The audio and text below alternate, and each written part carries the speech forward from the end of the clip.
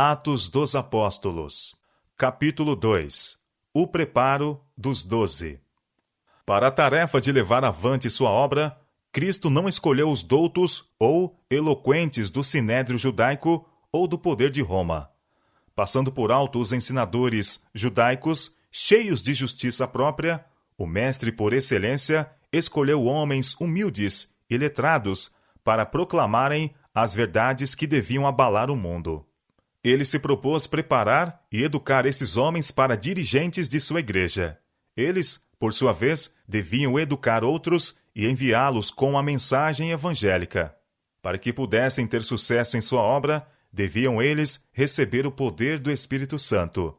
Não poder humano ou humana sabedoria devia o evangelho ser proclamado, mas pelo poder de Deus. Por 3 anos e meio, estiveram os discípulos sob a direção do maior professor que o mundo já conheceu. Por associação e contato pessoal, Cristo preparou-os para seu serviço. Dia a dia, caminhava a seu lado, conversando com ele, ouvindo suas palavras de ânimo aos cansados e quebrantados, e vendo a manifestação de seu poder em favor dos doentes e sofredores. Às vezes, ele os instruía assentando-se entre eles junto às montanhas. Outras vezes, junto ao mar ou andando pelo caminho, lhes revelava os mistérios do reino de Deus. Onde quer que houvesse corações abertos para receber a divina mensagem, ele desdobrava as verdades do caminho da salvação. Não mandava que os discípulos fizessem isto ou aquilo, mas dizia: segue-me. Em suas jornadas através dos campos e das cidades, levava-os com ele para que pudessem ver como ensinava o povo. Viajavam com ele de um lugar a outro. Tomavam parte nas suas frugais refeições. E como ele, estiveram algumas vezes famintos e não raro cansados. Estiveram com ele nas ruas apinhadas, junto ao lago e no solitário deserto. Viram-no em todos os aspectos da vida. Foi na ordenação dos 12 que se deram os primeiros passos na organização da igreja que, depois da partida de Cristo, devia levar avante sua obra na terra. A respeito dessa ordenação, diz o relato: E subiu ao monte, e chamou para si os que ele quis, e vieram a ele, e nomeou 12 para que estivessem com ele e os mandasse a pregar. Marcos capítulo 3, versos 13 e 14. Consideremos a tocante cena. Imaginemos a majestade do céu tendo em torno de si os 12 por ele escolhidos. Logo os separaria para a obra que lhes havia destinado. Por meio desses débeis instrumentos, mediante sua palavra e espírito, ele se propôs colocar a salvação ao alcance de todos. Com alegria e júbilo, Deus e os anjos contemplavam essa cena.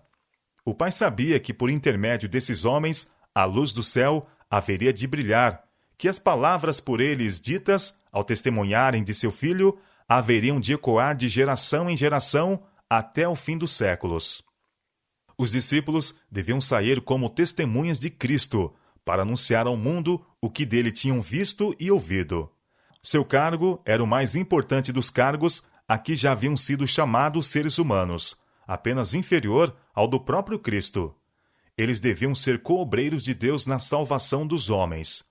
Como no Antigo Testamento, os 12 patriarcas ocupavam o lugar de representantes de Israel, assim os 12 apóstolos representam a Igreja Evangélica.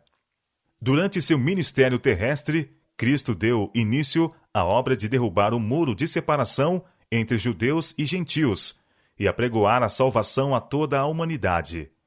Embora fosse judeu, comunicava-se livremente com os samaritanos, anulando costumes farisaicos dos judeus com respeito a esse desprezado povo.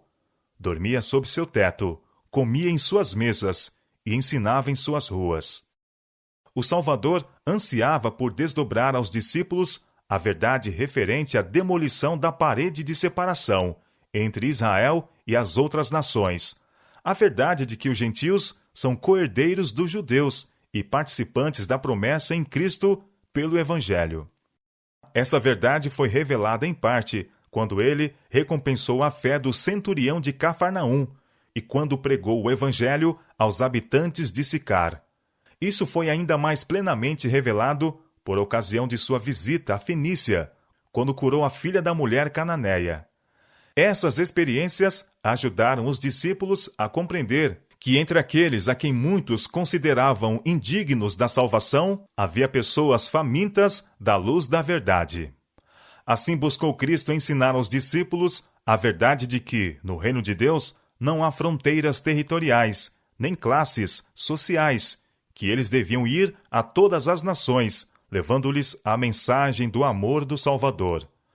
Mas não foi senão mais tarde que compreenderam em toda a sua plenitude que Deus, de um só, fez toda a geração dos homens, para habitar sobre toda a face da terra, determinando os tempos já antes ordenados e os limites da sua habitação, para que buscassem ao Senhor, se porventura, tateando, o pudessem achar, ainda que não está longe de cada um de nós. Atos capítulo 17, versos 26 e 27. Uma grande diversidade caracterizava esses primeiros discípulos. Eles deviam ser ensinadores do mundo e representavam amplamente variados tipos de caráter. Para conduzir com êxito a obra para a qual haviam sido chamados, esses homens, diferindo em características naturais e em hábitos de vida, necessitavam chegar à unidade de sentimento, pensamento e ação. Essa unidade Cristo tinha por objetivo conseguir. Para alcançar esse fim, procurou mantê-los unidos a Ele. A responsabilidade que sentia em sua obra por eles é expressa em sua oração ao Pai. Para que todos sejam um, como tu, ó Pai, o és em mim, e eu em ti. Que também eles sejam um em nós, para que o mundo conheça que tu me enviaste a mim, e que os tenha amado a eles como me tens amado a mim. João capítulo 17, versos 21 e 23. Sua constante oração por eles era que fossem santificados pela verdade, e ele orou com segurança, sabendo que um decreto da parte do Todo-Poderoso fora feito antes que o mundo tivesse vindo à existência. Sabia que o Evangelho do Reino devia ser pregado para testemunho a todas as nações, que a verdade, fortalecida com a onipotência do Santo Espírito, seria vitoriosa na batalha contra o mal, e que a bandeira sangrenta um dia haveria de tremular triunfante sobre seus seguidores. Ao aproximar-se o término do ministério terrestre de Cristo e reconhecer ele que logo precisaria deixar que seus discípulos levassem avante a obra sem sua pessoal supervisão, procurou encorajá-los e prepará-los para o futuro. Não os enganou com falsas esperanças. Como num livro aberto, leu o que deveria acontecer. Sabia que estava prestes a ser separado deles, para deixá-los como ovelhas entre lobos. Sabia que haveriam de sofrer perseguição, que seriam lançados fora das sinagogas e metidos nas prisões. Sabia que, por testemunharem dele como o Messias, alguns experimentariam a morte, e falou-lhes alguma coisa a respeito disso. Referindo-se ao futuro deles, foi claro e definido para que nas aflições que viriam pudessem lembrar suas palavras e ser fortalecidos para crer nele como o Redentor. Falou-lhes também palavras de encorajamento e esperança. Não se turbe o vosso coração. Credes em Deus, crede também em mim. Na casa de meu Pai há muitas moradas. Se não fosse assim, eu vou-lo teria dito. Vou preparar-vos lugar.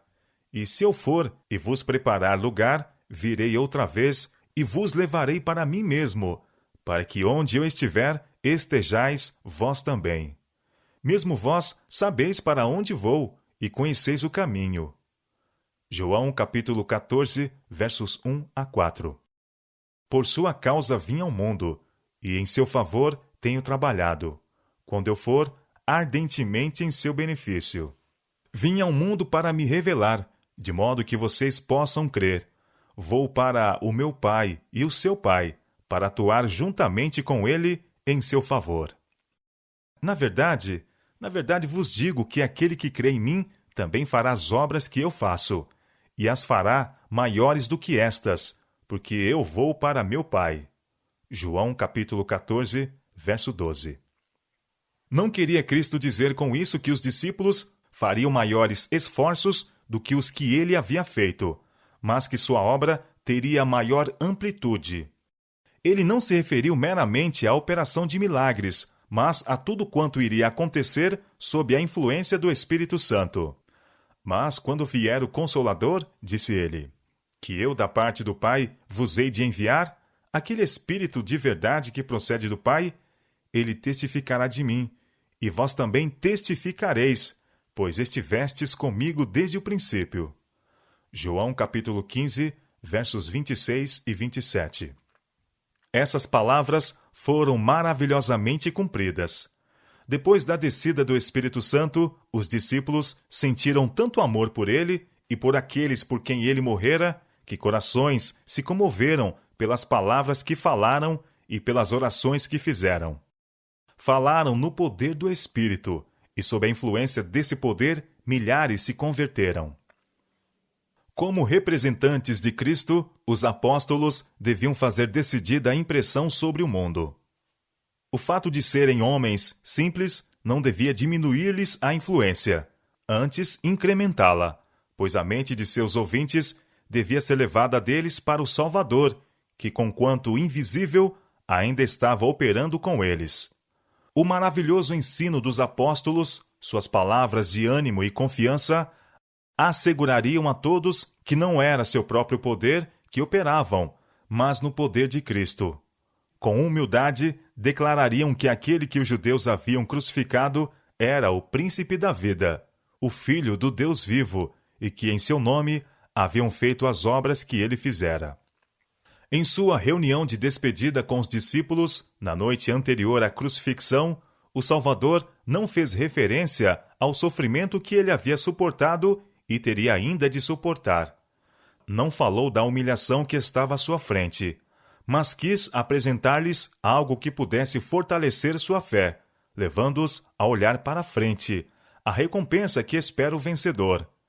Ele se regozijava na certeza de que poderia fazer por seus seguidores mais do que havia prometido, e o faria, de que dele brotariam amor e compaixão que purificariam o templo espiritual e tornariam as pessoas semelhantes a ele no caráter, de que sua verdade, robustecida com o poder do Espírito, sairia vencendo e para vencer.